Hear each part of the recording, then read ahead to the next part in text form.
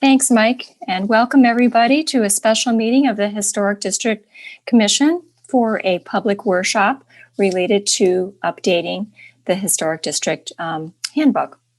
My name is Marguerite Carnell. I'm the chair of the commission, and we have with us our consultant team, FHI, who will be guiding us through the workshop this evening.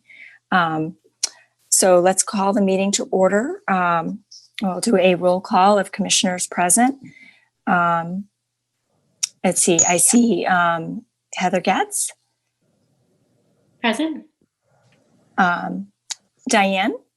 Present. Peter. Present. And do we have any other commissioners on the call? It does not appear that we do. Okay, so we have 4, we have a quorum. And I'd like to appoint Peter as a full voting member this evening. Marguerite, Patty Hippa's just joining us right now. Oh, great.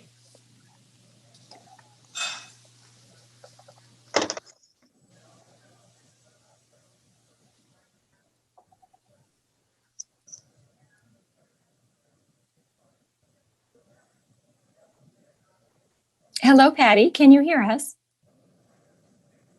You're muted, but that's okay. There we go. I see it. Okay. Hello. Hi. All right. So we have 5 commissioners this evening. So I'm going to turn it over to Mike Glidden, our town planner, who can talk about how this project came to be. Thanks, Marguerite. So we've been in the process of discussing updating the handbook for the better part of 2 years now, would you say? Actively? Oh, at least. Yeah. So we engaged the service of Fitzgerald and Holiday to assist us with updating the handbook. A lot of it's a facelift. Rory and her team can go over kind of what the direction the team's taking, and maybe talk about a little bit about what we're looking to do for updates, and then we'll leave it open for questions or comments from members of the public that are here. Because this is intended to be a workshop, especially for those who live in the district, your ability to participate in this discussion on updating the handbook. So I'll turn it over now to Fitzgerald and Holiday. They can walk us through a brief presentation they have. Great. Excuse me, if I can just ask one quick question. In terms of housekeeping, if members of the public have questions or comments, how will they be collected, or should they wait till a particular time? I'll defer to FHI, but I would prefer we'll let FHI do their presentation, and we can have some questions or comments at the end of the presentation, if the group is comfortable with that.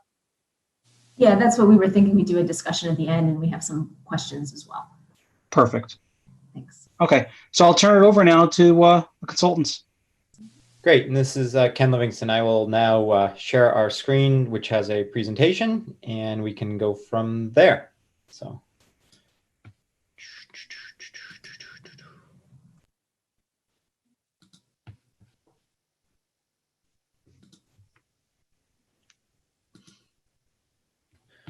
Okay, this should be in full screen view now, our presentation.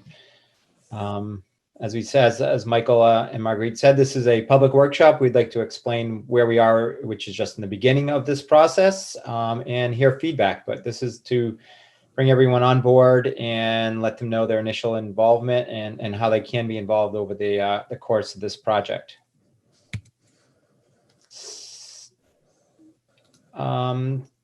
So Fitzgerald and Halliday, or known as FHI, we are a group of planners, scientists, engineers based in Hartford, Connecticut, with a New York City office also. We've been in business for now 33 years. And we work in the technical areas and also do a strong emphasis on community engagement in our projects, whether it's virtually, as we've been doing over the last 6 or 7 months, or in person, face-to-face, working with the communities to, make their communities better is what we're focusing on, creating livable communities, better quality of life. And we're excited to be working here in Simsbury. Myself and Stephanie, who will be talking, we're both in West Hartford. So initially it was going to be an easy drive and over the mountains, but I guess it's even a shorter walk down to our offices to Zoom here. Going forward, Stephanie will give a little bit of an introduction of herself, and Rory will kind of walk through most of the presentation. So. Okay, so on the left-hand side of the screen, you can see the boundary of the historic district. It runs from Hartford Road in the south and to the northern end of Riverside Road in the north. And the district is a well-preserved example of a rural Connecticut village. And its designation is intended to aid in the preservation of the unique character of the area. Next slide, Ken. The Simsbury Historic District Commission was established in 1987, and at that time they identified a series of goals, and they include fostering preservation, restoration, and renovation, relating new buildings to existing ones in an appropriate manner, preventing the compromise of the historic character of the district, maintaining the rural character of the district, maintaining and enhancing what is old and significant, encouraging excellence of design, and maintaining the desirability of historic homes as homes for today. The Historic District Commission is tasked with reviewing potential changes within the district that are visible from the public right-of-way in order to preserve the character of the district. And these changes could include additions, alterations, outbuildings, site changes such as signage, fences, lighting, etc. If approved, if the changes are approved, the commission issues what's called a certificate of appropriateness, which is then filed with the building department. And it should be noted that the commission follows national standards for historic preservation, and these are the Secretary of the Interior standards. Next slide, Ken. So there are important benefits for the town. They're educational benefits. The preservation of the district creates a visible public connection to the town's heritage and preserves the stories of the people who lived and worked there. There are benefits related to cultural welfare, adding to the visual richness of the community and creating a strong sense of place. There are benefits related to economic welfare. There's a stronger neighborhood identity and potential opportunities for increased tourism. And then there are benefits related to general welfare. So historic preservation is part of sustainable growth. It preserves traditional development patterns and human-scaled environments. And the district also encourages residents and property owners to take an active role in defining the future of the town. Next slide. And then there are benefits for property owners. So the historic district designation, it's an effective tool for historic preservation. Owners know that the district will not drastically change. It encourages changes and designs that are compatible with the district's existing character. It helps protect property values, and often there are low foreclosure rates in local historic districts.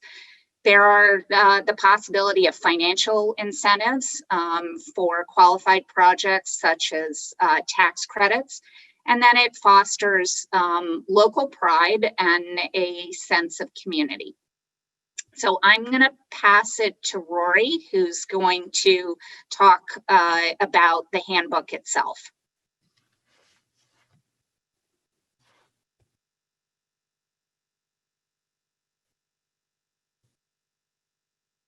Rory, are you there?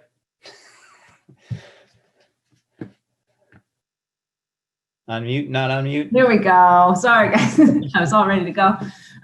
So the existing handbook of the Historic District Commission, it provides a very nice overview of the area. It includes design guidelines. These are geared towards buildings and sites within the district. It outlines how to go about obtaining a certificate of appropriateness for construction work.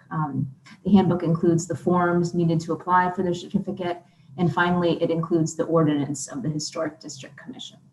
Ken, you can go to the next slide. So why are we doing this? We're doing this because the existing handbook's almost 30 years old. So this is an opportunity to kind of give it a facelift, update it, make it more user-friendly and intuitive. We want it to be easy to understand for the residents of the district as well as the commission. It should be easy to use and interpret. And finally, we want to use a lot of photos from the district wherever possible. I think you guys have a lot of great historic resources here, and we want to highlight those as much as we can. We'll also be updating the map of the district. You saw a picture in some previous slides. We'd like to just make it easier to read and be more clear for everyone. So next slide, Ken. So this is just a general snapshot of our work schedule. This summer, Stephanie and I came out, we conducted some research and a field visit. We took a lot of nice photos of the district. And we plan to use these in the update. We also gathered some other successful examples of handbooks from different communities with their historic districts to kind of use as kind of inspiration. And in the middle here, this is where we are now. This is task 2 that we're conducting tonight. A public workshop. We really hoped that COVID would be a thing of the past and we'd be able to meet in person, but obviously that's not happening. So here we are virtually. And then task 3 at the end will be where we're actually crafting the handbook and completing the update and doing the map update. And then at that time we'd come back to the commission with the draft of the handbook. And so next slide. So yeah, these are our key tasks. We kind of touched on this a bit before, but really to develop user-friendly, graphically rich design guidelines. We want to address all the architectural styles that are found within the district. We also want to fill in any gaps in the guidance and ensure consistency with the state's regs. We'll explain the process of obtaining a certificate of appropriateness. And we talked about creating some kind of process diagram to show the steps to make it more intuitive. All the forms that will be included in an appendix to the handbook, and we'll also be providing some recommendations for landscapes. The rural landscapes here really contribute a lot to the district, so we want to highlight that. So yeah, next slide. So that's all we had. Now we want to put you guys to work and kind of have a discussion. We have some questions for you. We're just hoping that everyone can kind of contribute. I don't know if you want to raise hands or just chime in when you're ready, but we really appreciate your feedback as we begin drafting the handbook. And so with that, so yeah, my first question I had was really how familiar are you with the current handbook? And I think our audience here is mostly members of the commission. So I would assume you're very familiar with it, but yeah, anybody feel free to don't all answer at once. Hi, Rory. This is Chad Alfeld. Figure I can introduce myself to the group quickly. I'm at 26 East Weetog Street. Okay. I think my wife, Denise, is on, but I can't see all the videos now. I guess my first question was, is the intention that the essence of the book stays as it is? We're not adding or detracting, so to speak, from the guidance. I heard elements that you're potentially adding, like suggestions on landscape. Hopefully, we avoid adding burning bushes to the landscape. But again, that's my big question: is Is it really essentially staying the same? We're just trying to update the look, or what? Yeah, I mean, my sense is that it's essentially going to be staying the same, updating it, like we said, to just make it more clear and user friendly for you all. Well, I don't think there's going to be any surprises added, right, Stephanie? Is that your understanding? No, we are going to look more comprehensively at the styles, the architectural styles, because there are some that are missing in the current guidance. This is Marguerite. If I can just chime in for a moment, Chad, you're right. The essence of the book is going to stay the same, but we will address some, to say, technology issues that did not exist in 1987, or at least not as prevalent. So, we will be addressing things like solar panels, for example.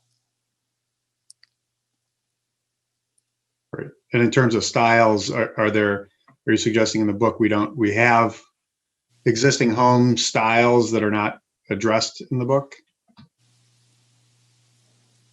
Yes. And what might those be? They might be some of the more mid 20th century styles. And I guess I'm wondering, was that an intent of the historic district when it was established? That suggests something different than my understanding. That's an interesting question. So when the district was established in 1987, and the National Register nomination was written, there were buildings in the district that were not considered historic at the time because they were not yet 50 years of age. But now, with the passage of time, the definition of a historic building is, or a historic period building, I should say, is a building that has achieved 50 years of age in most cases. And being a local historic district, we look at significant buildings a little bit differently than the National Register does. And so we consider any building that is of the historic period in age as a potentially contributing resource to the local historic district. Is that not something that could have been spelled out at inception, that would be the intent? It may have been. I don't have it. I don't have all of the language right in front of me, but that is the intent now. Yeah, I'm suggesting it was not the intent at the time, and shouldn't we follow the intent at the time? So we certainly could have specified such an intent at that time, which is to define what we mean by historic and what we care about as historic in the district. And if that were something that was intended by the residents, I think it would have been specified as such. Marguerite, I just pulled up the handbook, and it actually has 1970s shingled cape as one of the historic styles. So it did come up through the 70s. It left out, off the top of my head, I know it left out Italianate. But it did come up through the 70s. Interesting. Okay, that's good to know. Thank you so much for that clarification, Stephanie.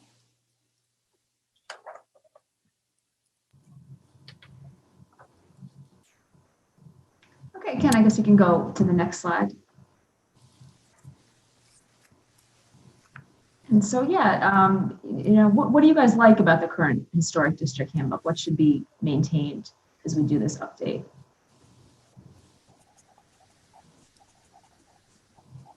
I would certainly think the preserving the history that's already been captured.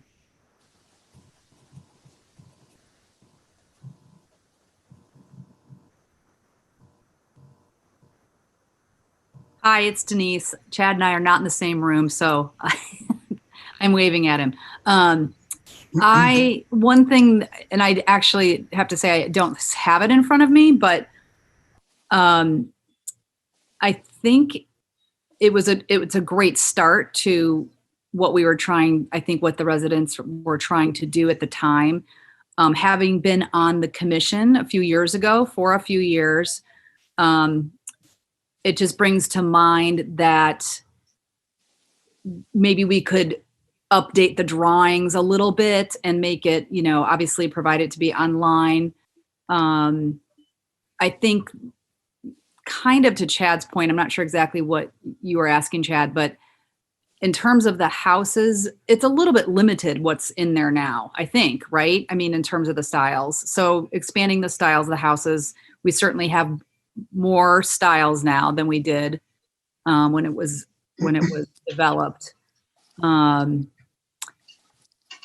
I think one of the things, and you probably have already done this, is looking back at the questions and the certificate of appropriateness requests over the last 5 years and just compare those requests to, where have we come into difficulty as a commission or as a town making those decisions? And was there things that need to be clarified, whether it was windows or footage off, how much footage back off the front of the, whatever those things were, the difference between barns and structures, maybe clarifying a little bit of the intent of preserving some of those. I don't know if I'm making any sense. I think that's good. That makes sense for sure.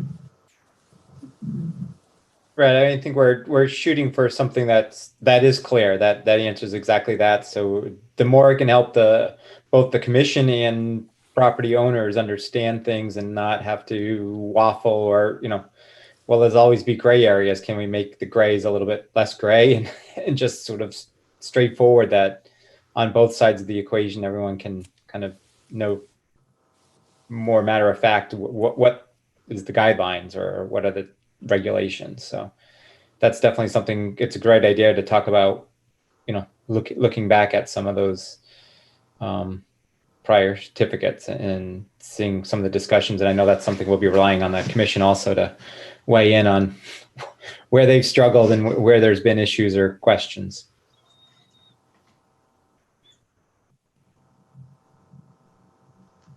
Is there anything you guys dislike about the handbook? Anything that could make it easier to use?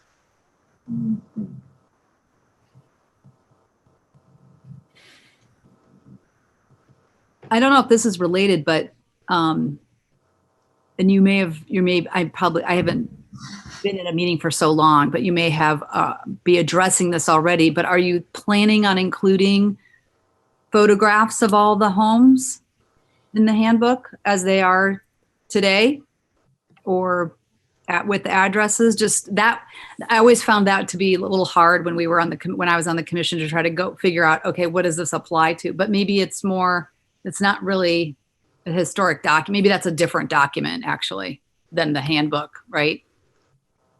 Yeah, when Stephanie and I went out there, and I believe, and Stephanie, correct me if I'm wrong, but I think we did get every house in the district we got a photo of, I believe. I don't know that our intent was to do like an inventory of each house with a photo, but we could talk about that potentially. It's just, and maybe that's like I said, a different document, or it could be online. It's kind of fun actually to see, the house and maybe just a little blurb on it and when it was built and who built it. And it's just kind of a nice historic document, really. And then it's nice to look back on it too. So if you have a house, you can say, well, see, look what they did here at this house for this porch, or here's a couple of styles of roofs that have been put up in the last 10 years. Driveways, whatever. It's just nice to see. We like our historic district. Really? Yeah. And I think that's something we could talk about doing. Like I said, I don't know that we've thought about that just yet, if we're quite there. Yeah, that's time and money. So but I do think, looking back on it, I know we were out there a while, and I do think we have photos of every house. Hello, Mark Lubetkin here.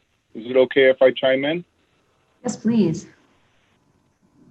Hi, everybody. Nice to see all of you. Well, nice to hear all of you. The book as it exists now is pretty good. I was comfortable using it. It could definitely use an update. There's material in here that is not appropriate or out of date or doesn't follow current guidelines, etc. All that obviously could be updated. Making it easier to understand the expectation, I think, is going to be wonderful if you can process that in a positive way. My only concern, and it's a fairly significant one, is that we're not adding more restrictions, and that the material in the book provides consistent guidance. Because one of the challenges we faced over the last 18 years is, depending upon the commissioners that are there, the direction of how COAs are applied can vary greatly. And I don't want to be in a situation where somebody puts something in the book that says this is the way it is, and in the past it's never been that way, or it's making it even harder on us as homeowners to do what we're supposed to do. Does that make sense?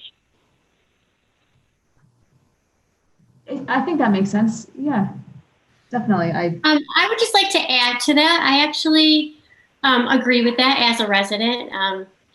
And I think that everyone who lives in this district really respects the fact that we live here and we value it. But at the same time, we try and do what's best to our homes. But at the same time, we don't want to feel so restricted and things being just so tight and strict on us.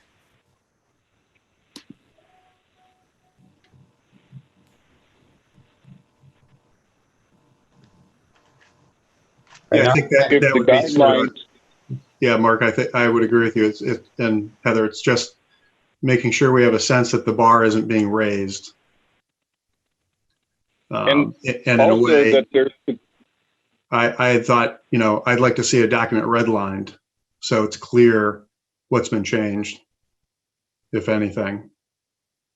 Sorry, Mark, you were going to say something else. Sorry, I didn't. It's hard to see who's talking and who's not the way it's set up right now. One of the challenges I think the commission has faced and always has, and if the book could help, is eliminating opinions. Obviously, everyone has one, but the guidance is pretty straightforward in many areas. Just because you like this factor or that factor doesn't necessarily mean it's the way it should be in the commission and in the district. So whatever you can do as you develop this book to make it pretty clear and clean so that the variable of opinion is eliminated or reduced would be wonderful. That's all I have to say. Yeah, if I could add to that, and the part of the previous conversation, when the district and the handbook were first written, remember, we had to vote as residents to approve this, whether you wanted to make it a district or not. And in terms of adding more restrictions, I think as people are saying they're concerned about, I wonder about then the legality that the residents voted to approve something, and now if something else is put in, I'm just questioning how that would work. If that makes sense. Yes, I agree, Diane. Do we have anything, hi Diane, in our do we have bylaws, or what, do we have anything that governs us in terms of process for making changes to the handbook? I should know that as a former commissioner, but.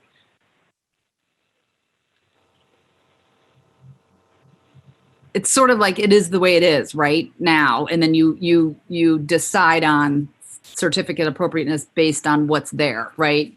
We haven't really changed anything in the handbook, right?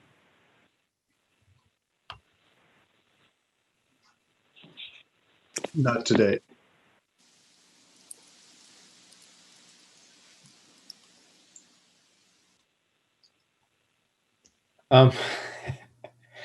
I guess I would maybe Marguerite, I mean, from the history perspective or from the changes, that's something we'll have to, I don't know if we're fully versed in that yet. A couple points. So the idea of updating the handbook is to not add more onerous restrictions, or add any new restrictions really at all, but to clarify what the restrictions are, applying the Secretary of the Interior standards, which are time tested. They're used by many historic districts all over the state. The intent is not to be more onerous, but to be clear. And so there may be some specific instances. I think I mentioned solar panels, and there may be some others, other technological issues, solar shingles, that sort of thing that we may be examining. And we will look into whatever approval process is. If there are additional situations that are that need to be addressed in the handbook, we'll certainly look into how those should be approved, and to be very clear to residents so that they understand exactly what proposed changes are. Marguerite, that's an interesting point you brought up about solar. It was my understanding from the 8-something years on the commission has no authority whatsoever to even comment on energy savings such as solar or wind. Unless that's changed, that's still the case. It's like the commission trying to tell me what color to paint the house. You don't have the authority. Yeah, so we'll just clarify that. Whatever those issues are, Mark, we will clarify.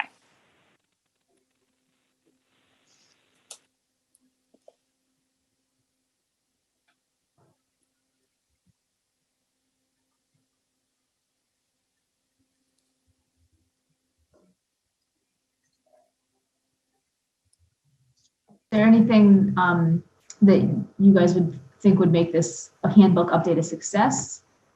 Anything we should be doing?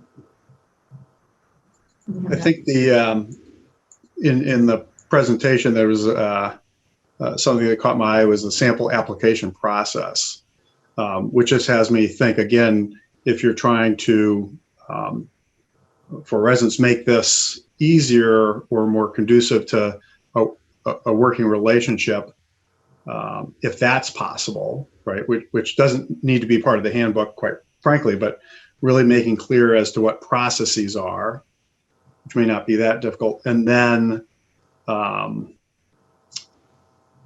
how a commission can help facilitate or maybe even suggest to residents, if you're contemplating something, do you have a resource to understand how to approach certain things, what considerations should be taken into account, and how to think about things.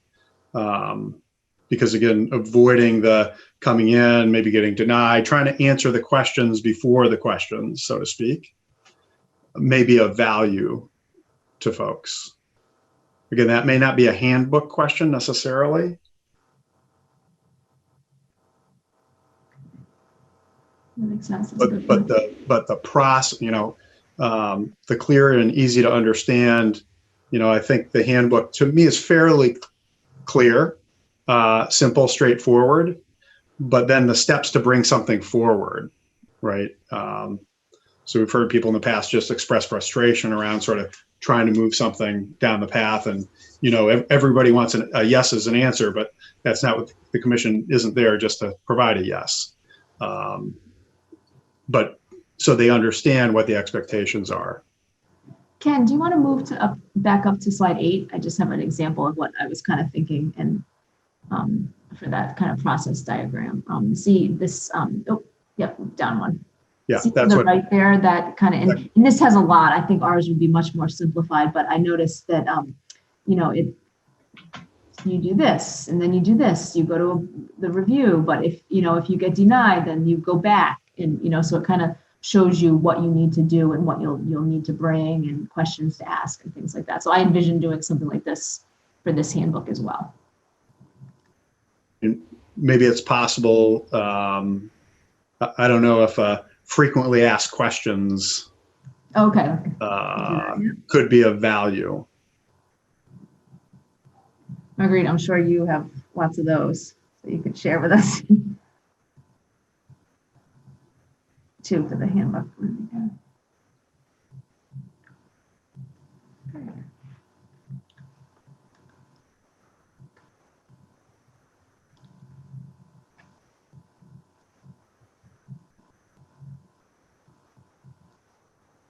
Anything else we should be thinking about or doing here? Any other comments?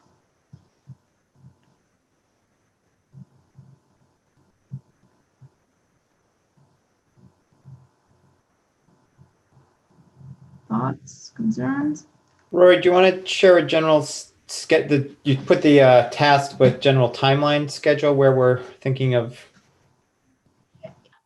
I think we were hoping to get this wrapped up early 2021, but I think we're pretty flexible with, we'll work with Marguerite and Mike on getting that all wrapped up. But that's what I kind of envisioned. I know we're going a little bit longer than we expected. I think that's the nature of the beast now with COVID and everything.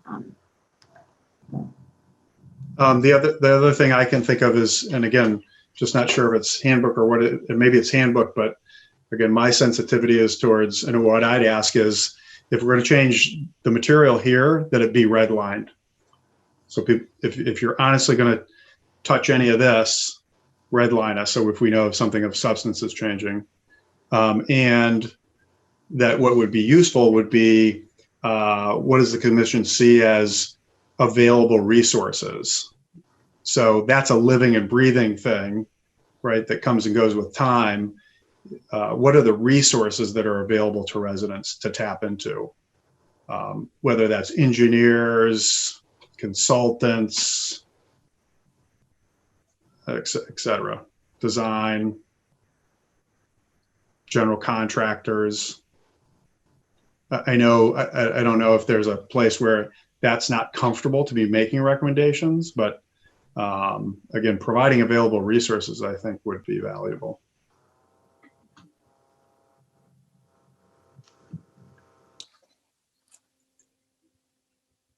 Yeah, thanks, Chad. That's a good point. And we are planning to have an appendix where we can at least have a bibliography and maybe a PDF with links to websites with useful information.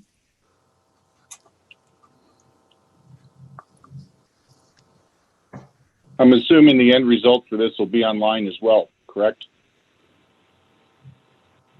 Yes, that is the plan.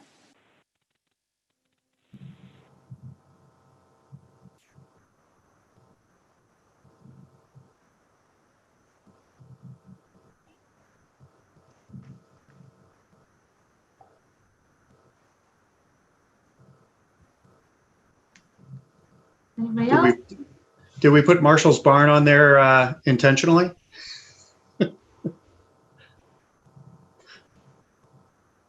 It's on the cover. Marshall's Barn. I don't know. It's on the cover of the presentation. Yeah, the first draft of the presentation had one of Marshall's barns, but it actually was not in the district. It's the one that is set further back. So it was swapped out to represent a barn in the district.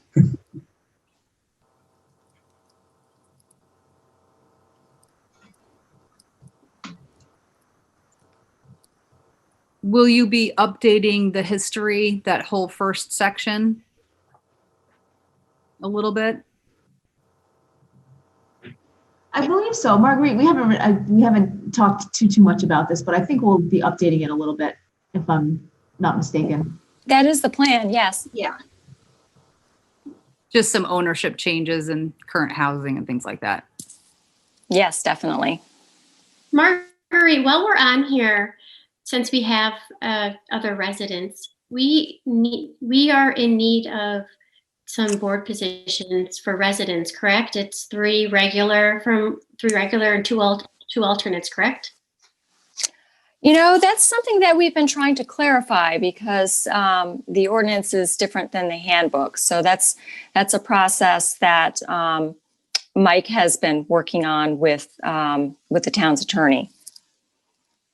Yeah, I actually asked an opinion of Bob D. Statute versus the bylaws, et cetera. What applies for membership? What does the present handbook state? I believe I think exactly what Heather just stated. 3 regular members in the district and 2 alternates that live in the district. So why would there be a discrepancy? I mean, I think you definitely need residents as representatives on this board. Right. So when I first joined, Heather, what we were following, if you have the handbook in front of you, there is a conflicting information on page 30 and page 33. So we were following the guidance in the ordinance, at least 2 members, regular members, and 1 alternate member. So that's what we had been following. And when I became chair, I was carefully reading through, and I found in the bylaws additional information, at least 3 of the regular members and 2 of the alternate members. So I've been trying for several years, folks can attest to this, to find other people in the district who would be willing to serve. And it's been a challenge, a real challenge. So we do have 1 vacancy, and we thought we had someone in the district to serve, and then he declined to serve. So now we're just looking at what guidelines are we going to follow. It's because it's been a challenge to get a quorum every month, frankly, without all of the chair, without all the commission members. Here we've got 7 instead of 8. When you're looking for a new person, how are you going about announcing that? Is it sort of the same with like a little postcard, or is it more just phone calls from current commissioners, or? I don't think that there has been any mailing, Denise. It's been more asking folks who live in the district, like word of mouth, who would they recommend? Sure. There was a couple of people who I knew had served in the past, and I actually wrote them a letter and asked them, and I never heard back. It's also been a matter of reaching out to the nominating committees in the town. So, as I say, it's been a little bit of a challenge.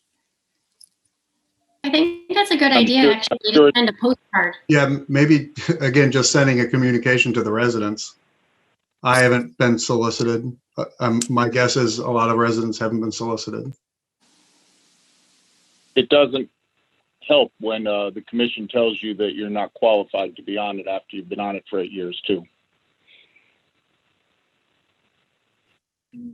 Well, that's not very good, but I think that's a great idea of sending a little postcard out to Kind the of like people you did for who the live in the meeting district. tonight. Yeah.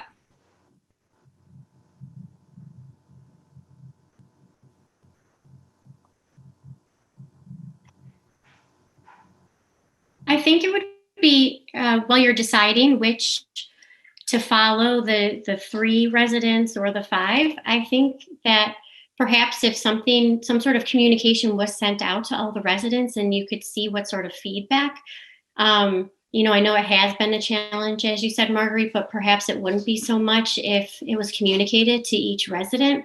And then based on maybe the feedback or the interest, that could help us maybe move towards the 5 or the 3. I'm not sure I see the discrepancy in the document either. I see it in 2 locations and they say the same thing. And that's 3 and 2, correct, Chad? At least 3 regular members and 2 alternate members of the commission shall be owners of record of residence within East Weetag. That's in the ordinance section. And then in the bylaw section, it says at least 3 of the regular members and 2 of the alternate members shall be owners of record residents. And do we also have to look at party affiliation? It used to not be an issue. I think what I love about the commission is it's pretty apolitical, but I think that also puts a little fly in the jam when we're trying to get people to. I agree. Yeah, you're constantly asking people to change affiliations. Yeah. I think it's silly. Mike, does it have to? I mean, is that something that's mandated? The statute. Okay. Yeah, minority representation in the statute. Yeah, we have to, unfortunately, that's the dirty question. We have to ask after we determine whether you live or inside or outside the district, what party are you affiliated with?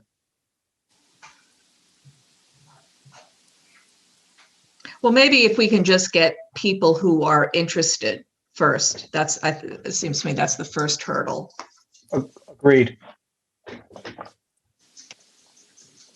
I think the party affiliation, I don't know about all of you, but I don't know.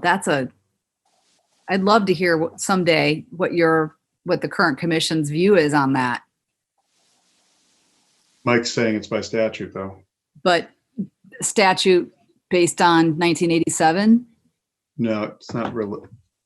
Or No, it's town, isn't it? Isn't it town mandated? No, it's state statute, just based on Title VII under the powers to a town establishing these commissions. You have to have minority party representation, so everyone can't be affiliated to the same party. Wasn't like at one point, didn't someone come in and say that they were looking to change it townwide, not this commission specific, to a third, with adding independents? I recall a meeting, someone came in and spoke with us about it maybe a year or so ago. I'd have to get back to you on that. I don't recall. Oh, actually, no, you're right. It was part of the appointment process for independents. How do you get on boards? And then that's what established more of the town clerk has the post the vacancies for appointments, and you can apply through the town's website, through the town clerk's page to submit a letter of interest to serve on one of these boards or commissions. Okay. And so this current vacancy is posted on the town clerk's website right now, which we haven't had any hits on. How is there one vacancy? Isn't there 2? Because we don't have 2 alternates as residents. I'm going to pull up the current roster according to the town clerk, and I can tell you what we have for vacancies.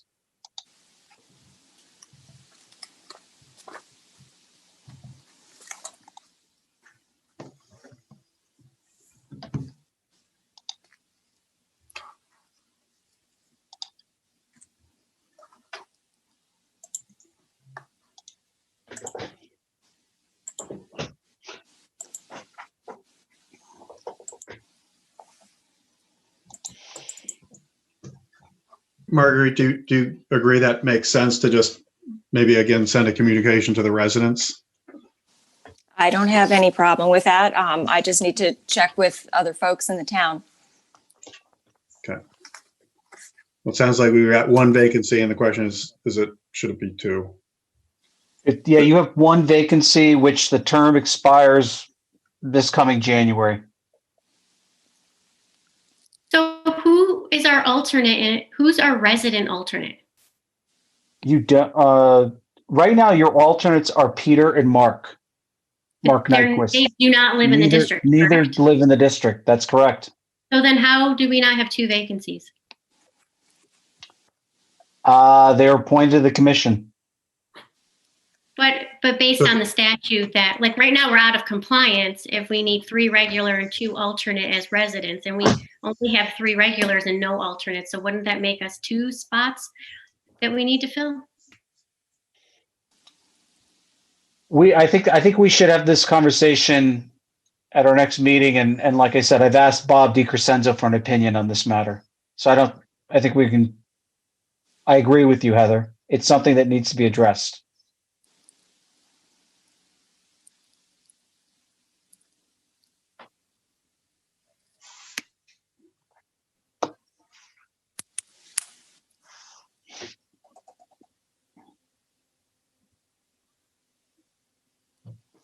Do we have any other questions or comments for FHI?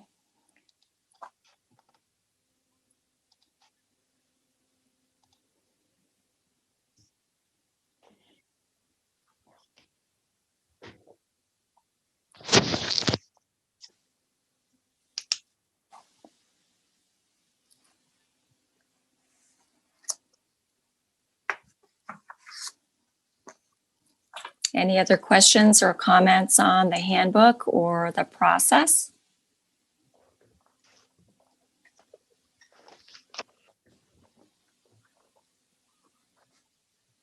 Do we have agreement that redlining would take place? Yeah, I'm trying to think of how that could actually work, because I'm not sure that we have the existing handbook in a digital form.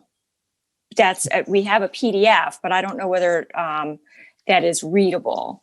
And certainly parts of it will be, completely new prose. So exactly how to line up, in terms of redlining old and new, So section by section, I'm not quite sure how that'll work. optical yet. character recognition is working. So it should be able to be translated into a electronic document. Yeah, I took the PDF and exported it to Word, so I have a Word file of it. I think we could definitely do our best to try and do like a track changes so people could Redlining is very straightforward, even if it looks bloody by moving things around. As an editor, It's a simple function. husband Chad, I would argue that making that mandate as a former commissioner sounds a little daunting. So I would say I would trust that you will give us what, I think, Chad, what you're really wanting is just to see basically what the changes are. But as I'm reading through this, I think there's quite a bit of cleanup in the language actually that could happen. So I don't know. So I just want to, I often respectfully disagree with my wife. We went through this in an association in town here, and the absence of redlining has caused untold pain among some residents. No, I agree. I think it helps to see what's happening with it. Is it possible to somehow have something where residents can look and review prior to anything being concrete?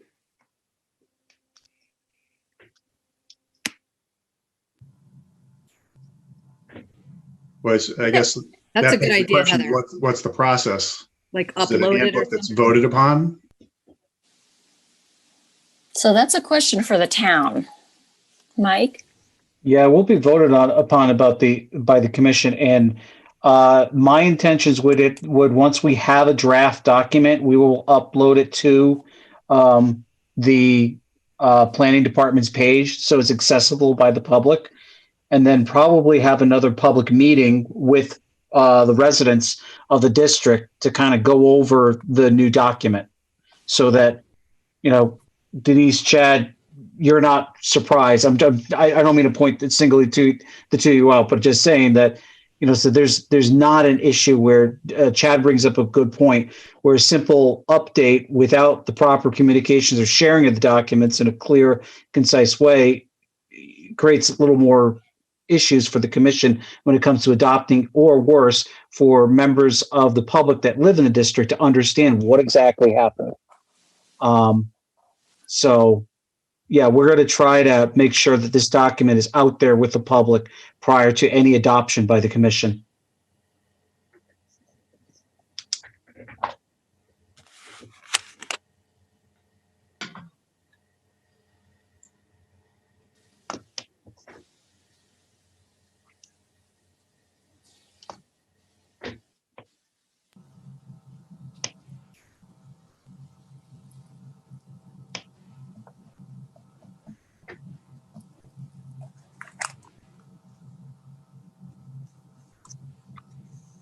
Do we have anything else?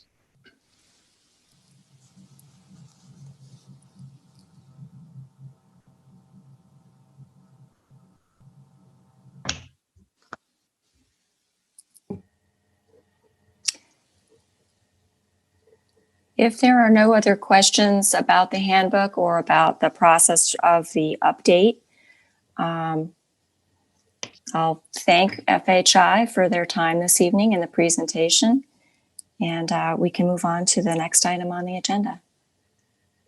Thank you. Thank you. Bye.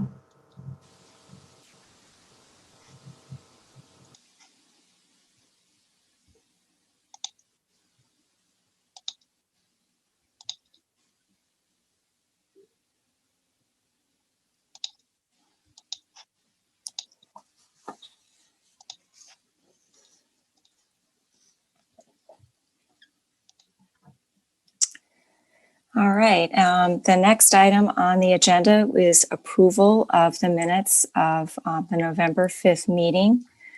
I have not had a chance to really digest those minutes, so I'd like to make a motion to postpone the approval of those meetings until our next regular meeting, which is at December 3rd.